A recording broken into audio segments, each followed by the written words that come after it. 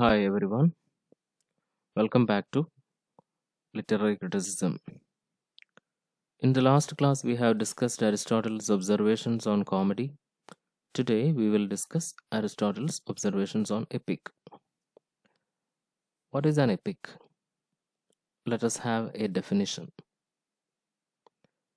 An epic is a long narrative poem that relates, that tells the great deeds of a larger than life hero who embodies the values of a particular society. So, it is a long narrative poem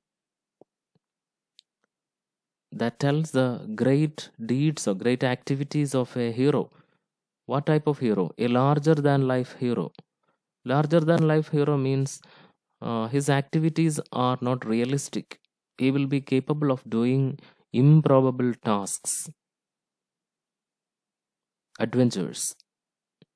And this hero will be embodying means holding the values of a particular society. That is, this person will be a hero, and this person will be reflecting the values existing in a particular society.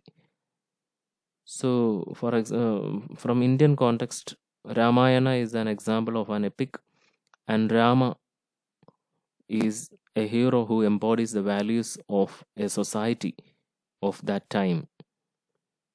Uh, Even today, Rama is considered as an ideal figure. So such a narrative is called epic. Here, it is also sometimes called heroic poem. Then Beowulf, Iliad, Odyssey, all are epics.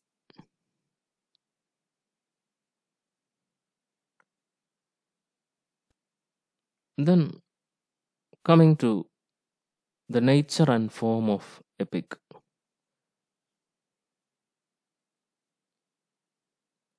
Epic is older than tragedy and comedy. Epic originated from songs praising gods and famous men. It has some similarity with the tragedy, but in form it is different. So, the origin of epic. Epic originated from songs praising gods and famous men. So, the writers of those times, they developed these songs praising gods and famous men into a long story. Thus, epic originated. It is similar with the tragedy in many aspects, but in form, it is different. Let us see in what way uh, they are similar.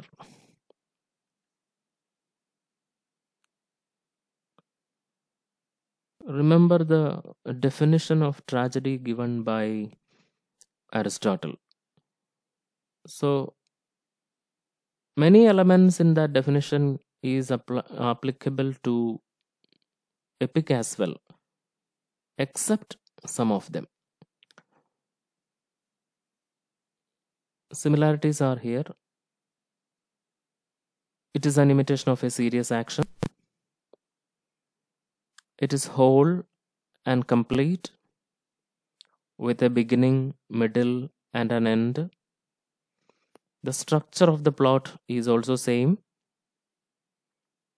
It also arouses the emotion of pity and fear and helps in catharsis, that is releasing excess emotions. All these elements are there as well. The difference is that epic is meant to be read and tragedy is meant to be presented on stage. Epic is a lengthy poetry telling a long story.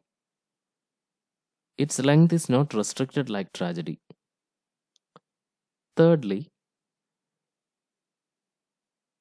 epic contains improbable events that are realistically not possible. So these are the three differences between tragedy and. So I have taken three of them and put it in this box. Learn them. Then Aristotle is trying to weigh which is superior and what can be the reasons of the superiority. According to Aristotle, tragedy is a superior art form than epic. What can be the reason? Epic is appealing to an educated audience only, because reading and writing was not uh, accessible to all people in those days.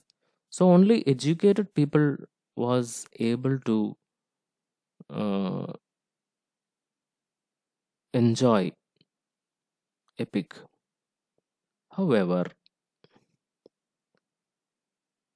tragedy was not like that. It was meant to be presented on stage so that it was accessible to all people. But tragedy can be read, tragedy can also be presented. Educated and uneducated audience can enjoy it.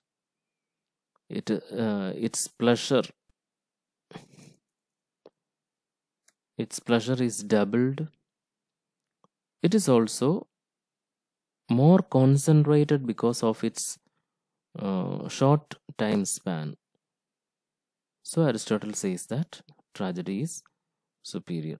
So in this part, you should know the definition of an epic, some examples of them, then what are the similarities and differences between epic and tragedy, then